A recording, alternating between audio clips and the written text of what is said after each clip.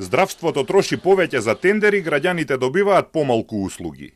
Истражувањето на Центарот за граѓански комуникации покажува дека за 10 години тендерите во здравството се зголемиле за повеќе од 2 пати, од скоро 126 милиони евра во 2015-та на над 315 милиони евра во 2024-та. Истовремено додека се трошат повеќе пари, граѓаните добиваат помалку услуги. Истражувањето покажува дека бројот на болнички случаи во изминатата деценија се намалил за 14%, од 216.000 во 2015-та на 185.000 во 2024-та. За 23% е намален бројот на болнички денови, од скоро 1.200.000 на 916.000 болнички денови во 2024-та. За тоа време вредноста на тендерите во болниците се зголемила за 3 пати, од 62 милиони евра во 2015-та на 198 милиони евра во 2024-та. Очигледната несразмерност помеѓу трошењето и квалитетот на услугите го засилува впечатокот дека јавните набавки не се реален одраз на потребите и на интересите на граѓаните и дополнително ги потхрануваат недовербата и сомнежите за корупција.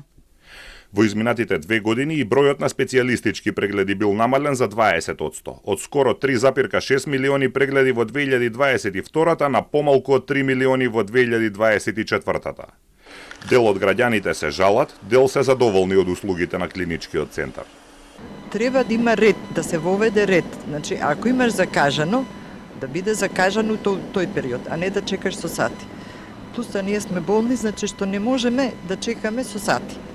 Прво влез во клиника овде, паркинг, и чекање по саат 2 и 3, пошто мојата сопруга е со карцином.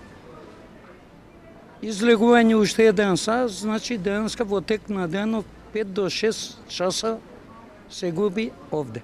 Со особи болни со карцином. Супер е, и од доктори, и од сестри, од сите. Зависи каде како, значи. За магнет чекам цел месец.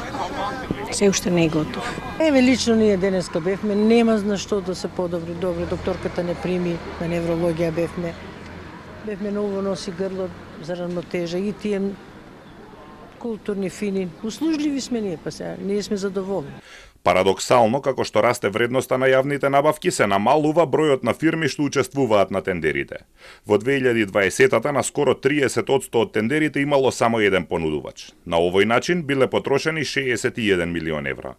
Минатата година на скоро 40% од тендерите имало само еден понудувач, а вака биле потрошени над 160 милиони евра.